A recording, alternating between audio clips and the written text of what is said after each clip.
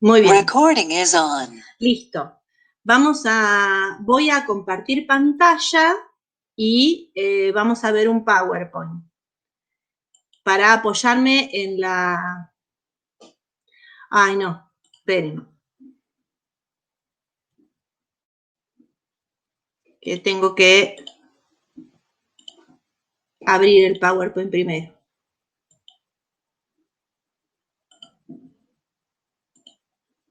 Ahí está.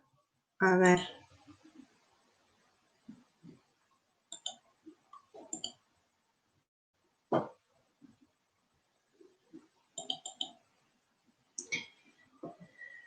Ay.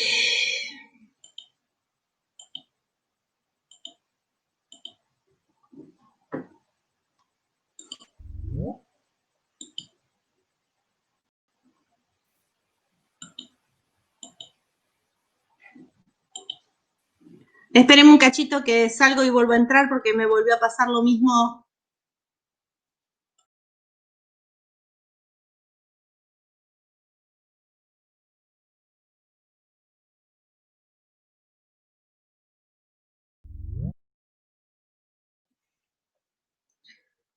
A ver. No me aparece el PowerPoint que tengo abierto. Ahí está. Díganme si ven un PowerPoint que dice biomoléculas. Sí, profe. ¡Ay, qué suerte! ¡Gracias a Dios! Bueno, perfecto. Ahí vamos. Bien.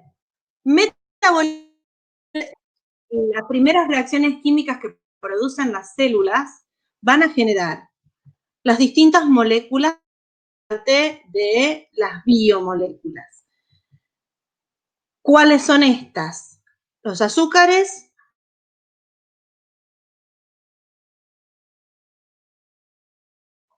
nosotros vamos a empezar por los glúcidos. De todas estas moléculas iniciales derivan las macromoléculas. Hay macromoléculas compuestas, es decir, producidas por una concatenación de glúcidos o con una concatenación de aminoácidos, una concatenación de nucleótidos como el ADN que están estudiando con Ale. Esas serían moléculas, macromoléculas que se generaron por la repetición de estas moléculas simples. Y hay otras macromoléculas que son combinaciones de estas, que serían complejas. Nosotros vamos a empezar por los glúcidos. Hay dos tipos de glúcidos. Los que tienen este doble... ¿Ven la flechita violeta que estoy moviendo acá? ¿La ven? Hola. Sí, la veo. ¿Sí? Sí, se ve. Bueno, sí, escúchenme, alguno que mantenga el micrófono abierto para contestarme o que lo abra rápido, porque yo a veces yo no los veo a ustedes. Y si se llega a cortar la comunicación, yo voy a seguir hablando sin que sin que yo me dé cuenta que no me están viendo. Bueno, acá tengo el doble enlace con oxígeno, ¿sí? Enganchado en un carbono de la punta de una molécula, es un carbono primario.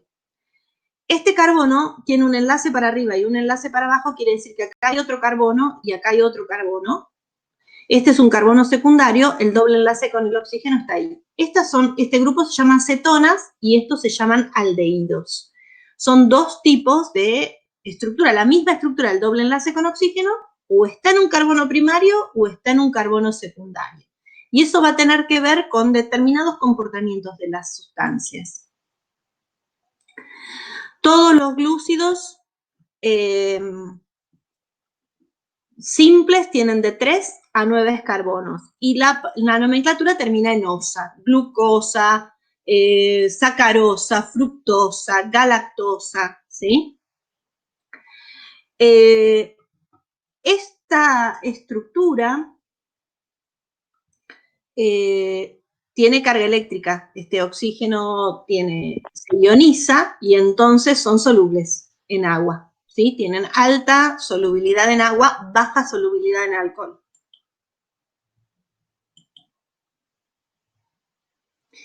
Bien.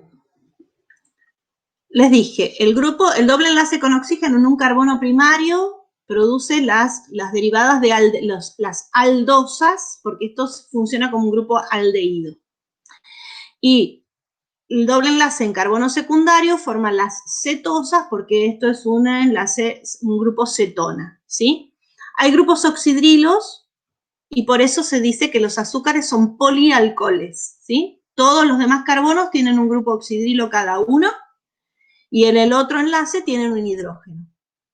Así son los azúcares. Entonces, el grupo de doble enlace con oxígeno y luego polialcoholes.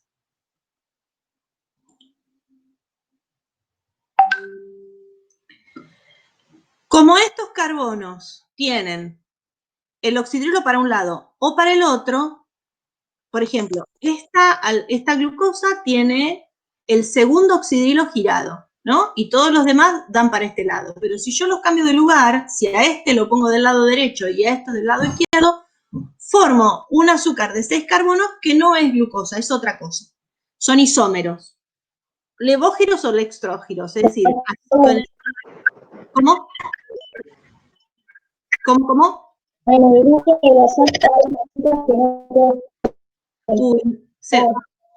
Te escucho medio mal, no te entiendo bien. Me escucho como medio gangoso el sonido.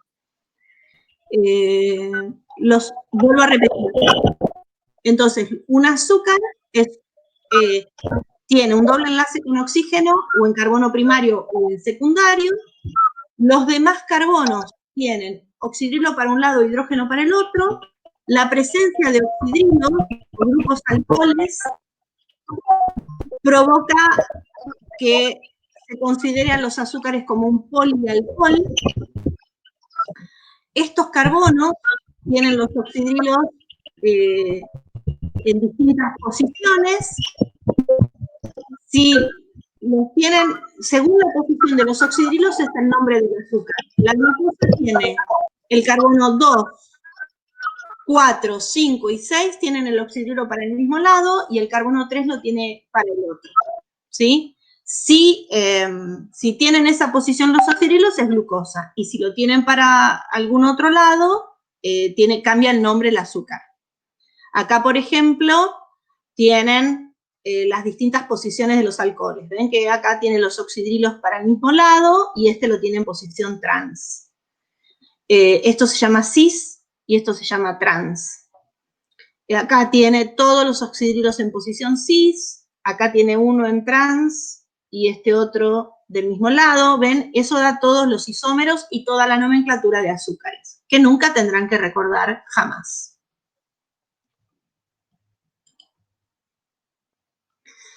Ahora, si este doble enlace con oxígeno está enganchado entre el carbono 2 y el carbono 5, la estructura va a ser como una especie de pentágono.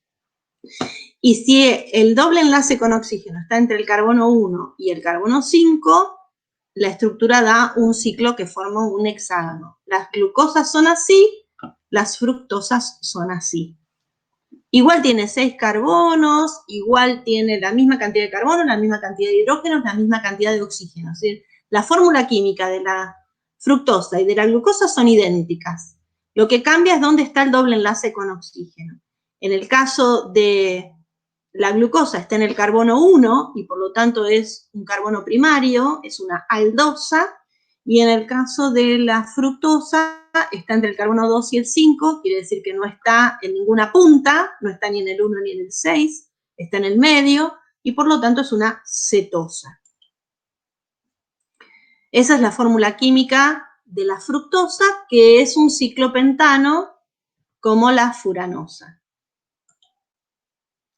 Y esta es la glucosa, la fórmula química de la glucosa, que tiene el doble enlace del carbono con un carbono primario, y forma un hexágono, ¿sí? Del tipo piranosa. Esta es la fórmula química estirada, o sea, lineal de la fructosa. que es el azúcar que está en las frutas y en la miel. La fructosa está en las frutas y en la miel. Entonces, esta es la conformación, la molécula en forma lineal y esta en forma cíclica. En la naturaleza, las plantas, por ejemplo, fabrican la fructosa o fabrican la glucosa en forma lineal, pero casi en forma inmediata se transforman en ciclos. No hay en estado natural casi proporción, pónganle que hay un 90% de ciclos y solo un 10% de estructuras lineales. O sea, es muy baja la proporción de azúcares en estructura lineal. Bueno, la cuestión es que esos monosacáridos, de acuerdo a cómo tienen ubicados los grupos carboxilo, estos grupos pueden ser considerados ácidos. El ácido urónico tiene un proceso metabólico complejo y nosotros a través de ese ácido urónico podemos obtener ácido ascórbico, que es la vitamina C. En realidad, ese proceso metabólico de producir de ácido urónico ácido ascórbico, nosotros no lo podemos hacer, son circuitos metabólicos que hacen otras estructuras, las plantas sí lo hacen. Nosotros debemos comerlo al ácido ascórbico con las frutas frescas y las verduras frescas, consumimos eso, ¿no?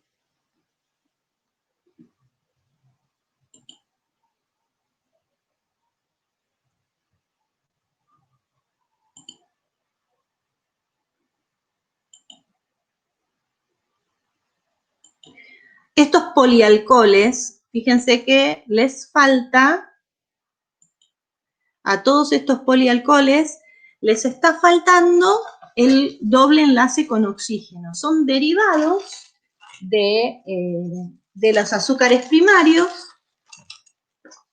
o sea, derivados de esas glucosas, y les falta el doble enlace, perdón, toqueteé.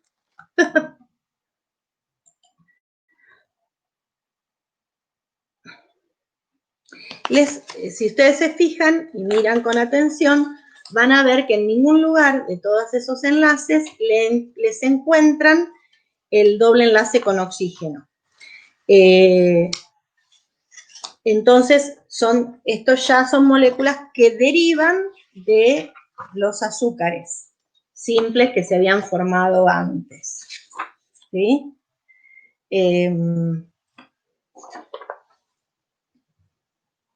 Son todos derivados de monosacáridos, ¿sí? Y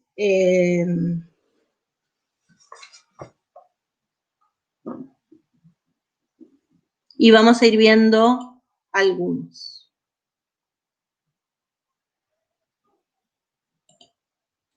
Por ejemplo, el manitol, que se obtiene de algas pardas, como la laminaria, ¿sí? Del fresno, es un exudado de la savia del fresno. El manitol se usa de la siguiente manera. Cuando en el glomérulo se filtran por el proceso de filtrado glomerular, ¿no? Y se acumulan en el filtrado del túbulo contorneado proximal y del asa de Henle, no pueden ser reabsorbidos, es decir, cuando los filtrados que incluso filtran la glucosa y se meten en el filtrado glomerular, incluye glucosa, en el primer tramo del túbulo contorneado las glucosas se reabsorben, son reincorporadas hacia la sangre. Pero el manitol no puede ser reabsorbido, entonces se acumula en este filtrado, de modo tal que genera un gradiente que hace que el agua se quede acá adentro, porque el gradiente hace que el agua siga ingresando y que no se pueda salir, y por lo tanto el agua que se filtró queda en el túbulo contorneado y en el asa de Henle y se libera. Con lo cual significa que el mannitol es utilizado en medicina para evitar el exceso de líquido en la sangre y por lo tanto ayuda a bajar la presión, ¿sí? Es un diurético que ayuda a bajar la presión.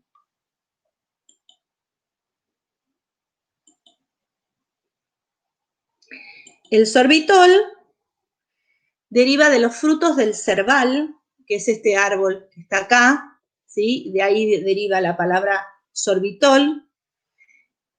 Es un laxante suave, también se utiliza como edulcorante, se encuentra también en algas pardas, ¿sí? Y provoca la retención de líquido en el intestino y por eso puede tener un efecto laxante porque no se puede deshidratar de tanto la materia fecal, queda más líquida y se elimina más fácilmente. Este es el xilitol. Ay, esperen que no encuentro la flecha. Ahí está. El xilitol se saca por digestión enzimática de los tejidos del abedul y de la caña de azúcar. Es un edulcorante que no genera caries. Se usa en la elaboración de caramelos, de chicles y de pastas dentales. ¿Sí? No cariogénico porque como no son azúcares, no son utilizadas por las bacterias como fuente de energía y entonces endulza sin provocar crecimiento bacteriano en los dientes.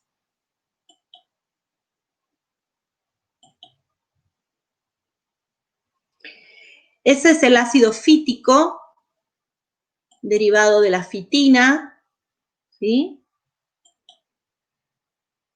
Que es un polialcohol cíclico en forma salina, está presente en el salvado de trigo, disminuye la eliminación de calcio en la osteoporosis, por eso se aconseja el consumo de semillas para evitar la osteoporosis y la fijación de calcio, ¿sí? Y entonces hay reacciones que nos permiten, reacciones químicas mediadas por estas enzimas, las fitasas, que nos permiten transformar el ácido fítico en fitina.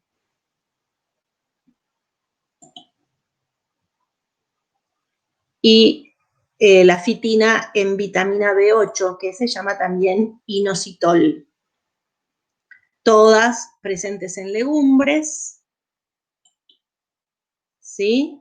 El inositol fosfato nosotros lo utilizamos, esto sería, esta línea amarilla sería una membrana plasmática donde están insertos lípidos y enzimas, ¿no? Y que son señalizaciones, esta sustancia, el inositol, se asocia a los lípidos de membrana y son señalizaciones para las vías metabólicas que permiten que el canal de calcio se habilite y ingrese el calcio al retículo endoplasmático. Y entonces la vía del inositol fosfato hace que se capture calcio y se libere calcio de acuerdo a la necesidad celular. ¿Me siguen? ¿Necesitan que me detenga? ¿Me van entendiendo? ¿Me escuchan? Sí, sí, se escucha. ¿Sí? Sí, profe, bien. ¿Está Sí, bien? profe. Bueno, muy bien. O sea, venimos con que el inositol es un hepatoprotector, se utiliza mucho para el tratamiento de la hipercolesterolemia y en frutas y legumbres hay abundancia de este alcohol. Bien, cuando los azúcares se unen entre sí para formar polímeros, lo hacen por una reacción de deshidratación. Fíjense acá, este es el oxígeno que tiene el doble enlace. Acá tiene el carbono 5 y el carbono 1. Es decir, que tengo carbono 1, 2, 3, 4, 5 y 6. ¿Sí? Esto es una glucosa. En el carbono 1 tengo hidrógeno para un lado y oxidrilo para el otro. En el carbono 4 tengo hidrógeno para arriba y oxidrilo para abajo. Esta es otra glucosa, que también tiene en el carbono 1 el hidrógeno para arriba, el oxidrilo para abajo, y el carbono 4 con el hidrógeno para arriba y oxidrilo para abajo. Esta es una glucosa alfa, esta es una glucosa alfa, y se va a establecer un enlace entre este oxidrilo y este oxidrilo. ¿Qué voy a hacer? Una enzima va a agarrar el oxidrilo del carbono 4 y lo va a juntar con el hidrógeno del carbono 1 y va a formar agua.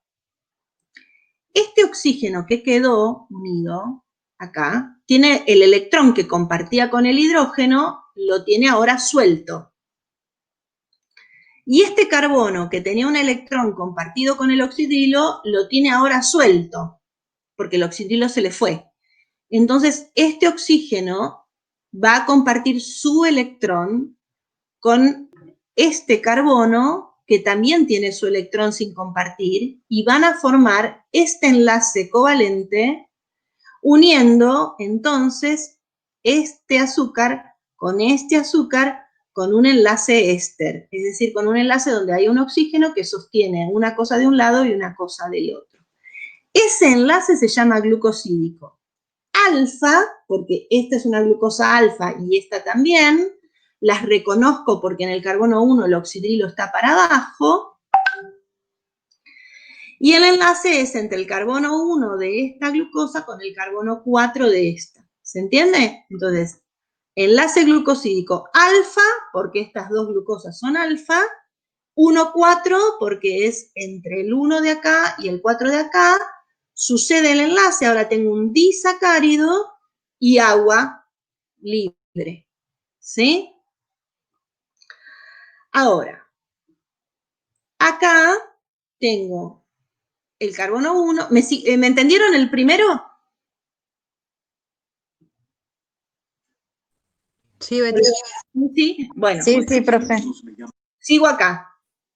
Acá va a haber un enlace glucosídico alfa 1,6. ¿Qué significa?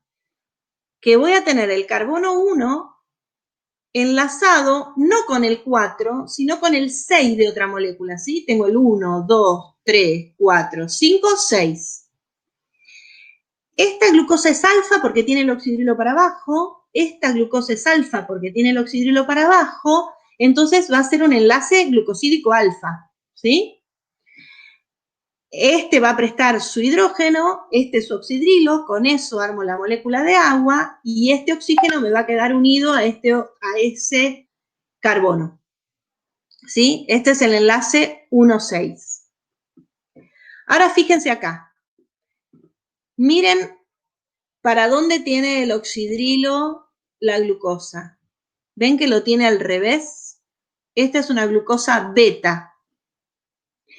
Y va a generar un enlace glucosídico beta 1,4. Este era alfa 1,4. Y este es beta 1,4. ¿Qué significa? Que como la glucosa está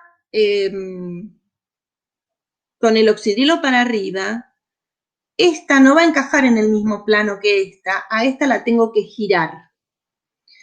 Y voy a armar, para que estén lo suficientemente cerca como para armar el enlace, tengo que tener una en el eje de las X. A ver, no, ¿cómo lo digo? Esperen que dejo de compartir pantalla y así me ven.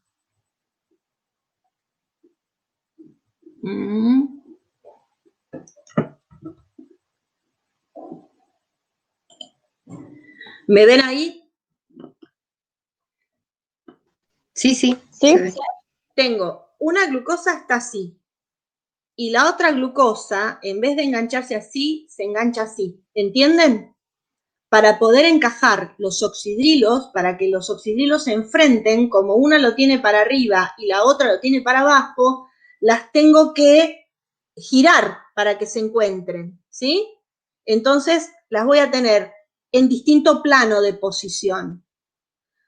Ustedes dirán, pero qué hincha pelota, ¿para qué carajo importa todo esto? Importa porque las glucosas alfa que tienen el oxígeno enganchadito entre el 1,4 y las dos son alfa, son atacados por la amilasa y yo este enlace lo puedo romper y obtener dos glucosas. Estas son los hidratos de carbono que nosotros digerimos cuando se juntan glucosas alfa. Ahora, cuando se juntan glucosas beta, como está girada, la enzima amilasa no puede penetrar y entonces no los podemos digerir. Esas son las celulosas.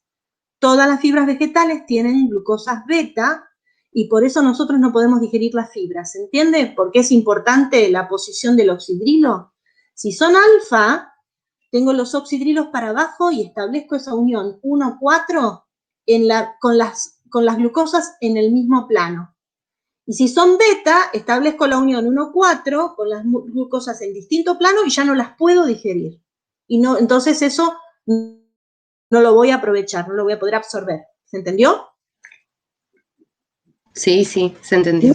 ¿Vamos? Bien, sigo. Entonces, ahora vuelvo a compartir pantalla.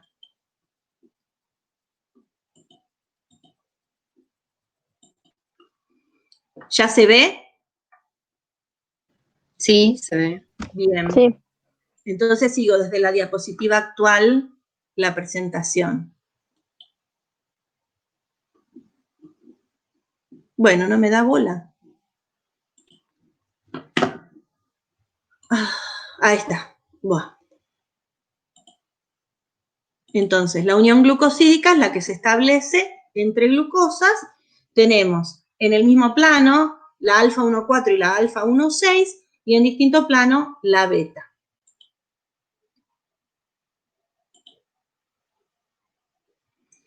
Con menos de 10 monómeros formamos oligosacáridos, ¿sí?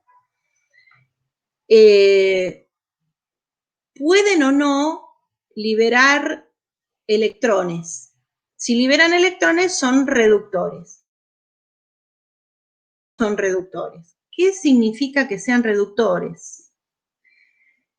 Y ahí, esperen, porque yo me olvidé que estaba esta diapositiva acá y yo les tengo que explicar eso. Dejar de compartir.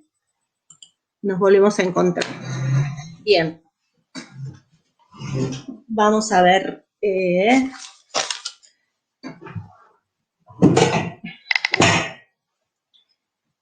A ver si se ve esto. ¿Se ve ahí el pizarrón? Sí. Bien, tengo un carbono primario. Tiene el doble enlace con oxígeno, ¿sí? Nosotros en la clase pasada habíamos dicho que un electrón compartido quedaba en un plano corto y que ese enlace era fuerte, pero que el otro formaba un enlace más débil y era fácil de romper. ¿Se acuerdan eso? Que ese doble enlace era fácil de romper por la posición de los electrones, que ese electrón para ser compartido tenía que dar una vuelta más larga porque no estaba justo en posición, y entonces ese electrón, que su zona de influencia era mayor y formaba el enlace sigma, el enlace pi, era fácil de romper. Entonces cuando se rompe, el electrón se libera al medio. Supongamos que yo tengo un cobre, un ion de cobre, tiene dos cargas positivas de más. ¿Con qué se neutraliza una carga positiva? ¿Con qué yo puedo inhibir una carga positiva? ¿No se anima ninguno a decirme? ¿Por qué los átomos son neutros?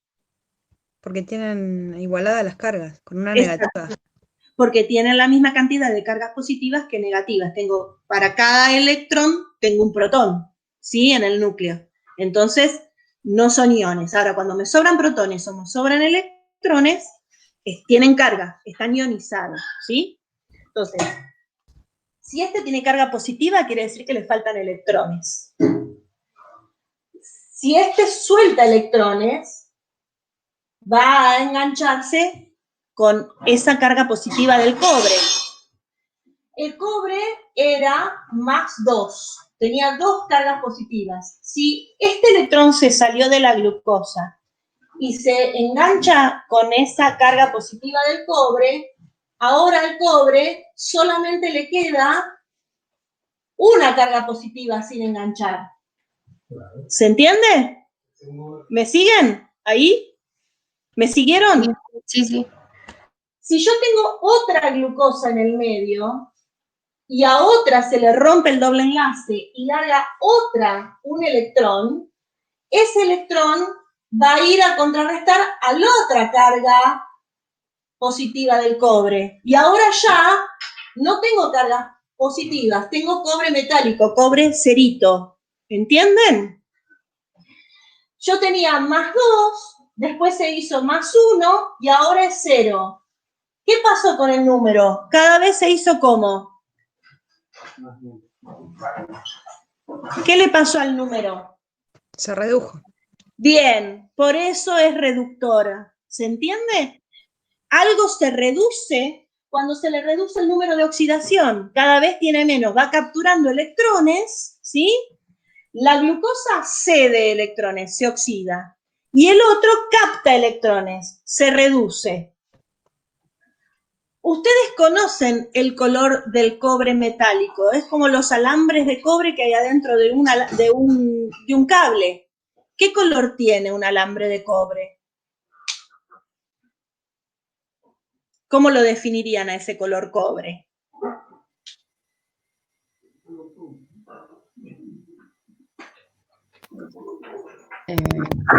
Cobrizo, le digo yo, no sé. Claro, cobrizo. Medio naranjoso, ¿sí? Medio naranjoso. Ahora, cuando ustedes miran el bronce medio oxidado, ¿sí? El bronce oxidado tiene cobre, es verdoso, ¿sí? ¿Lo reconocen? ¿Tienen una imagen de bronce oxidado? Qué sé yo, una escultura en una plaza, por ejemplo. La cúpula del Congreso, todo verde, ¿sí? Ese bronce oxidado, el cobre oxidado, tiene un color verdoso. El cobre reducido, el cobre metálico, tiene un color rojizo. ¿A qué viene todo esto? Ustedes dicen, esta tipa debe delirar, se fuma. De vez en cuando le da.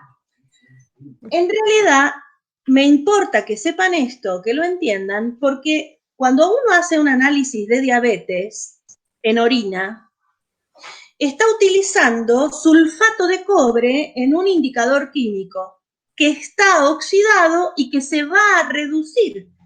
Si hay azúcares en la orina, los azúcares van a liberar los electrones y el indicador químico que era de número de oxidación más 2 y por lo tanto era verdoso, va a pasar a número de oxidación 0 y por lo tanto se va a poner naranja. ¿Se entiende? Entonces el indicador químico lo que me va a permitir saber es, al estar reducido y cambiar de color, me va a permitir saber si había glucosas que liberaron electrones en ese medio.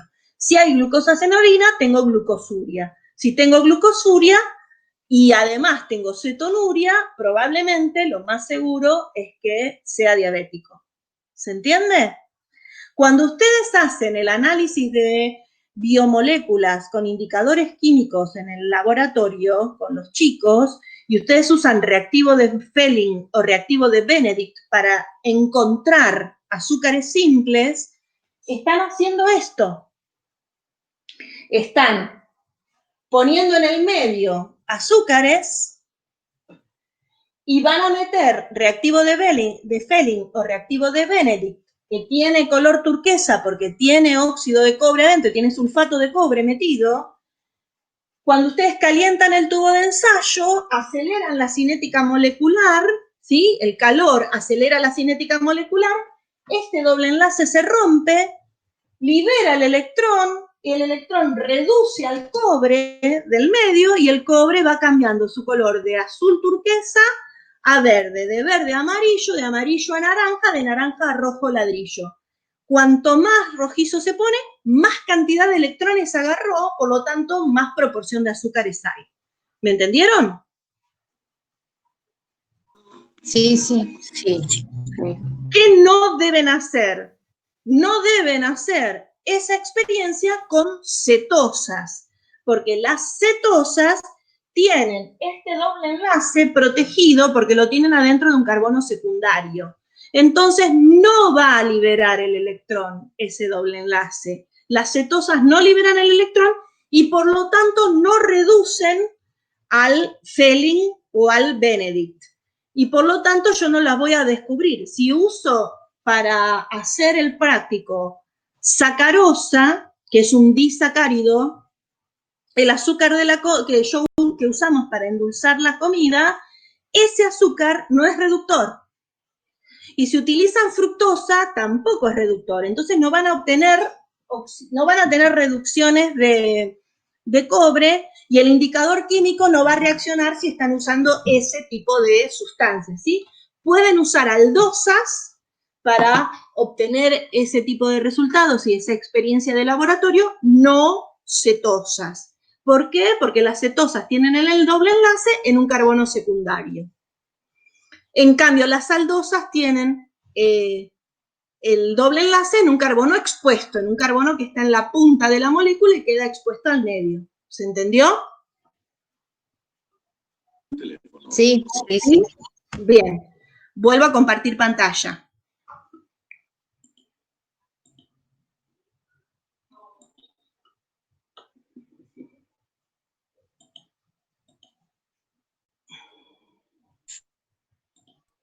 Bien, esta era la diapositiva anterior. Ahora vamos a lo que estábamos hablando. Entonces, los oligosacáridos de menos de 10 azúcares pueden o no ser reductores porque depende si son aldosas o cetosas. Son solubles en agua y en alcohol entre el 70 y el 80%.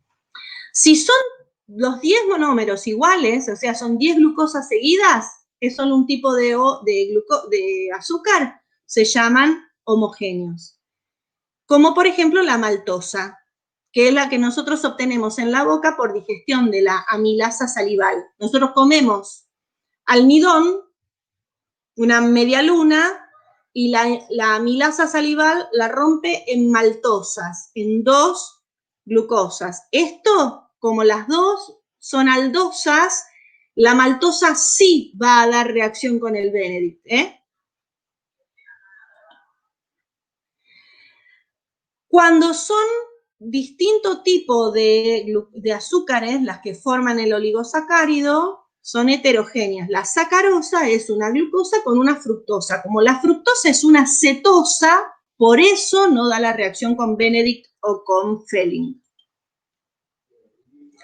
Los polisacáridos de más de 10 monómeros, ¿sí? Por ejemplo, tenemos el almidón y la celulosa, son ejemplos de polisacáridos de más de 10 monómeros.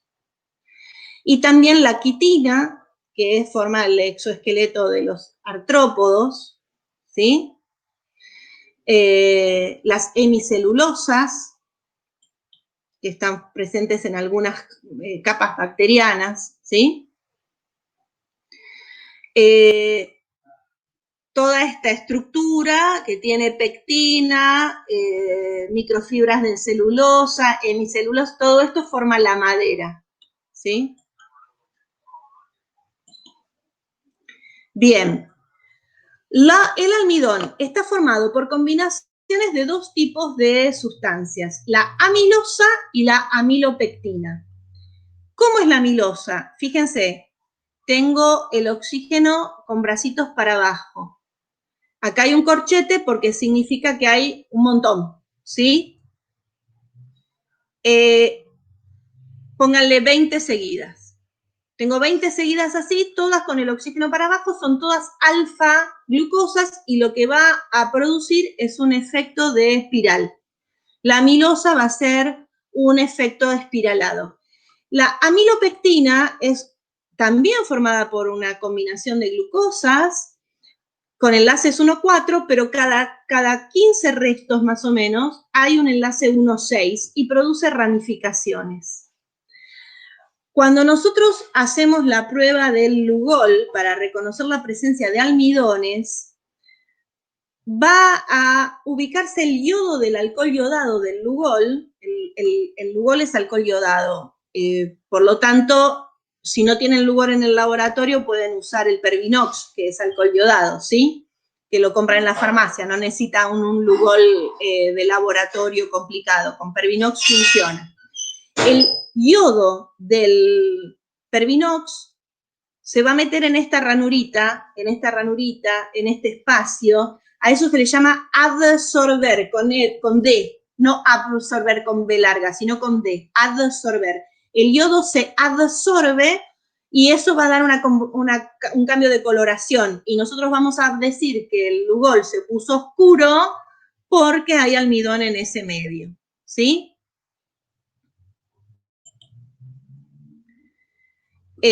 La hemicelulosa más la pectina más la lignina forma la madera y también es un polisacárido, ¿no es cierto? Estos son todos distintos tipos de polisacáridos. La inulina está formada por un polisacárido donde el inicial es una glucosa, pero toda la otra cadena es una cadena de fructosa. Así se produce en algunas bacterias y en algunas algas, este tipo de polisacáridos. O sea, no todos los polisacáridos son almidones y celulosa, sino que hay polisacáridos formados por otro tipo de azúcares, sí, enganchados entre sí. En este caso son todas fructosas. Esto es una vista al microscopio de células de banana que adentro tienen los amiloplastos y en esos amiloplastos encontramos la coloración oscura porque le pusimos Lugol, ¿sí? Esto está visto a 100 aumentos y esto está visto a 400. Este es el borde de la membrana plasmática de la célula de la banana y esto es cada uno de los amiloplastos con la coloración del Lugol porque encuentra almidón. Esto es, si yo le pongo Lugol a la glucosa, el Lugol no cambia el color. Ahora, si yo le pongo ese mismo Lugol a los almidones sí cambian de color. Ahora, fíjense que la maicena no tiene el mismo color que el almidón de la papa, que tampoco tiene el mismo color que el almidón de la mandioca o que el almidón del laboratorio. ¿Notan esa diferencia de tonalidades? ¿Por qué se les ocurre que cambiará la tonalidad entre el almidón de maíz, el almidón de papa y el almidón de mandioca? ¿Qué tendrán de diferente en su estructura química? Si dijimos que el almidón es esto, la combinación de amilosa con amilopectina. ¿Qué será lo que diferencia uno de otro?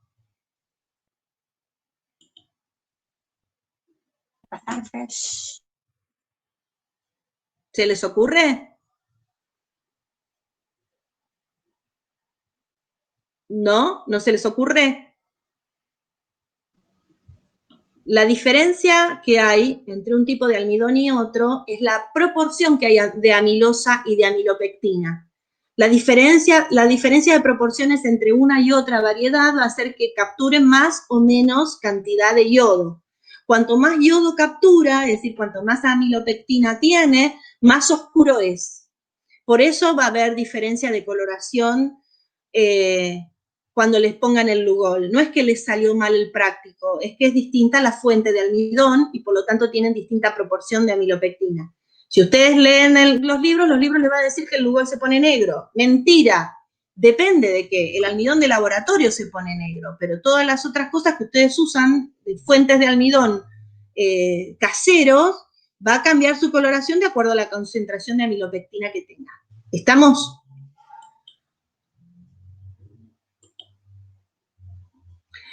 Nosotros en el laboratorio del colegio hacemos esto, que es lo que haremos cuando volvamos. De cada uno de los alimentos buscamos almidón, buscamos azúcares simples, buscamos proteínas y buscamos grasas, ¿sí? Ahí están los chicos jugando adentro del laboratorio, obviamente. Habían encontrado un caparazón de tortuga y se la puso como si fuera la tortuga ninja. Bueno.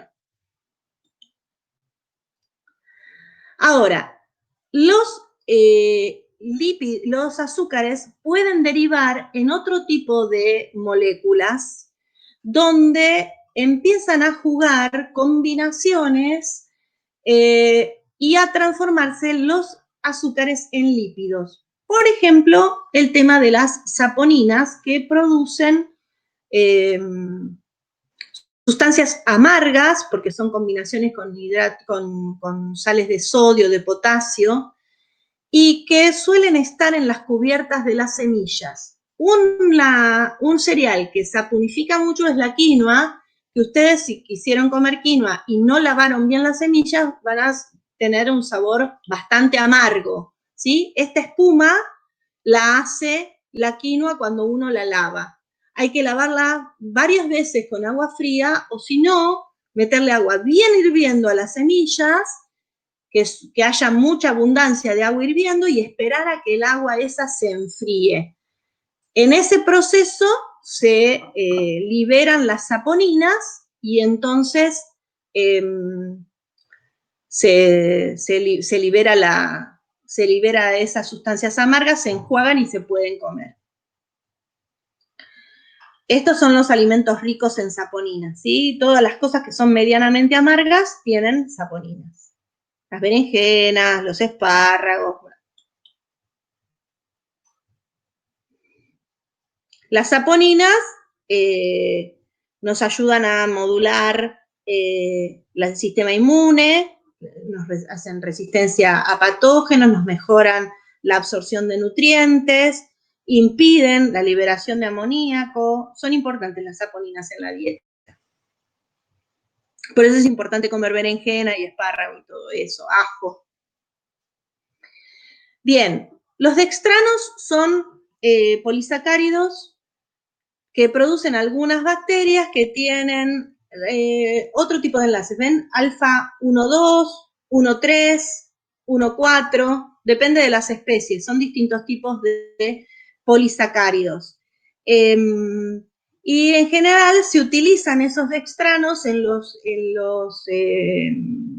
sueros que se ponen en los enfermos, por ejemplo, para expandir el plasma, como colirios para mejorar la tolerancia a las lentes de contacto, ¿sí? Se utilizan esas sustancias que provienen de las bacterias.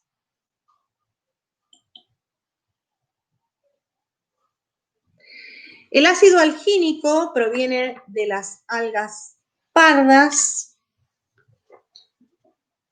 es un polímero lineal.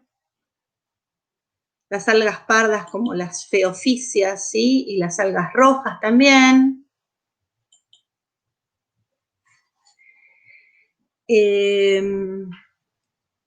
Forman geles,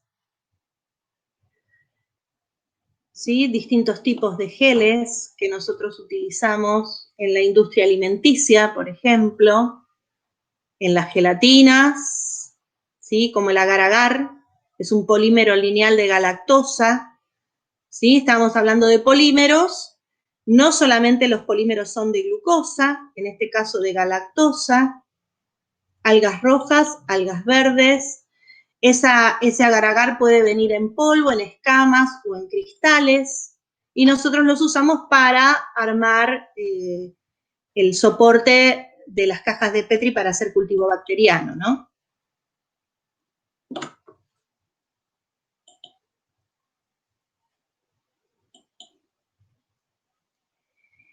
Hay mucílagos, que son mezclas de hidratos de carbono que forman las gomas. Por ejemplo, la goma de algarrobo, la goma guar, la goma de tamarindo. Nosotros utilizamos, esta es la goma, el yantén, no sé si ustedes lo conocen, es una planta propia de la flora pampeana. Las hojas tienen un mucílago que sirve para desinflamar, ¿sí? Un mucílago ácido. El mucílago del lino también se utiliza mucho, el mucílago de la malva para desinflamar, ¿sí? Ven que tiene un enlace alfa y un enlace beta, un enlace alfa y un enlace beta, ese mucílago.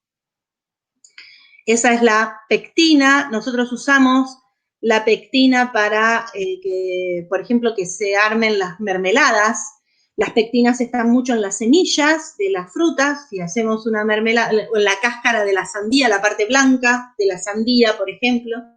Si hacemos una mermelada y no le ponemos nada de semillas, entonces no va a cuajar. Pero si le meten un pedazo de la cáscara, la parte blanca de la cáscara de la sandía, le están aportando la pectina sin darle sabor.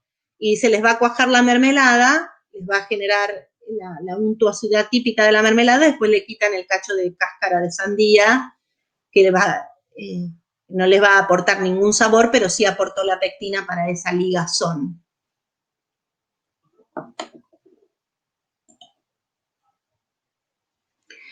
Son heterogéneos aquellos polímeros que tienen azúcares de distinta característica, o sea, distintas osas unidas entre sí, como por ejemplo la goma arábiga, ¿ven?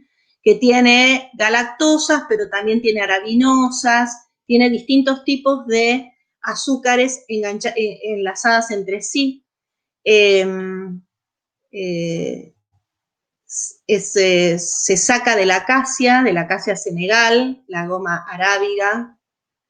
La goma tragacanto también se utiliza para repostería, la goma caraya sale de la corteza de los árboles estos. Suele usarse, no tiene sabor, pero se hincha mucho cuando se llena de agua. Entonces se utiliza mucho en las dietas, en complementos para dietas. Esta es la goma caraya, ¿ven? Que sale del tronco. Entonces, los complementos que utilizan eso para las dietas de adelgazar, lo que hacen es que esto, una vez que está en el tubo digestivo, se llena de agua, se hincha y da sensación de saciedad, entonces uno come menos.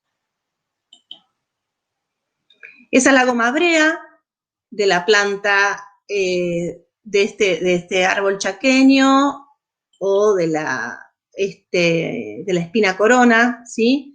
O de la brea o de la espina corona se saca esa goma, son de la flora autóctona, son flora nativa, ¿sí? Se saca del natural, se deshidrata, se muele, ¿sí? Se procesa y se utiliza en la industria.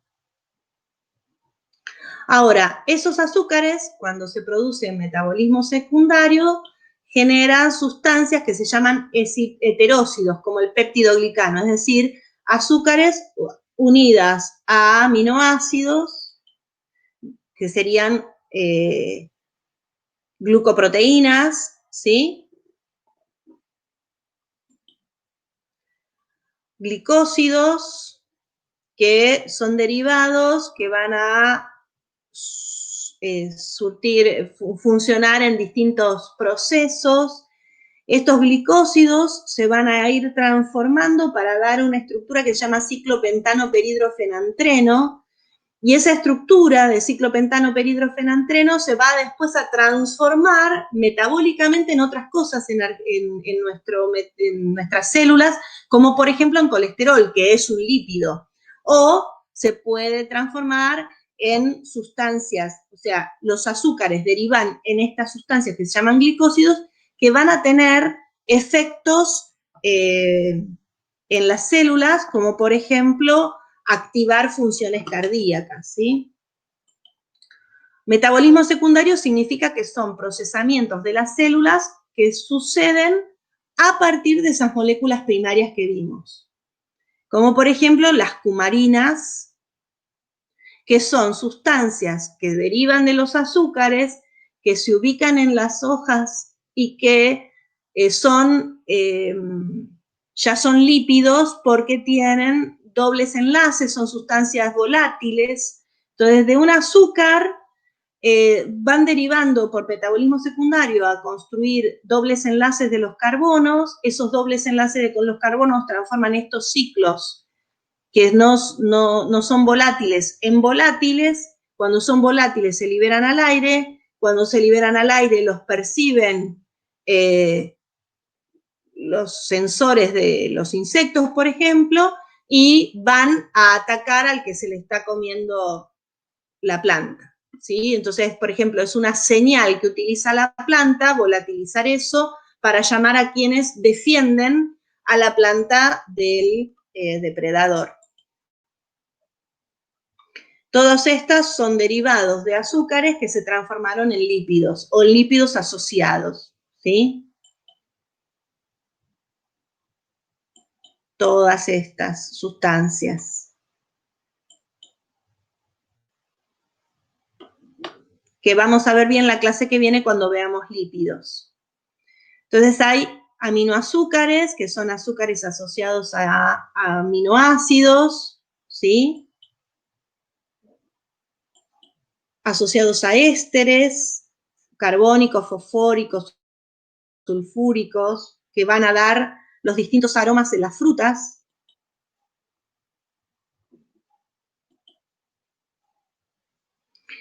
Hay azúcares unidos a péptidos que están asociados a las membranas plasmáticas y que sirven de señalización para las células.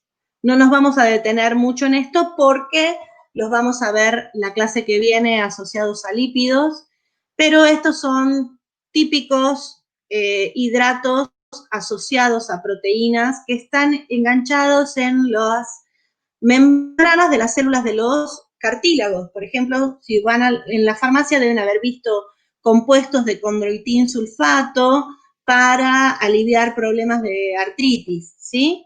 Estas sustancias se acumulan mucho en las membranas plasmáticas de las células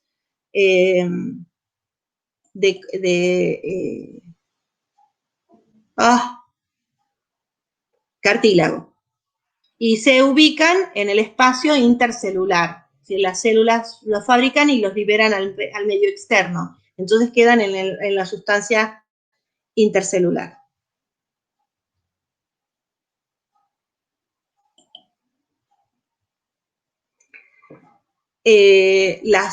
También hay mezclas de proteínas con azúcares, forman las paredes de las bacterias, gram positivas y gram negativas, ¿sí?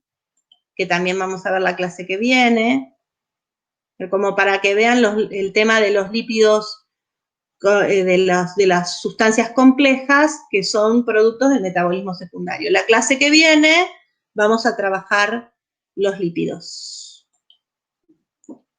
Dejo de compartir pantalla y vamos a ver si siguen vivos.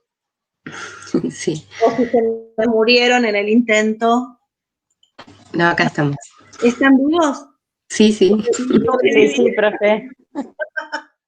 ¿Sobrevivieron? Bueno, voy a dejar de grabar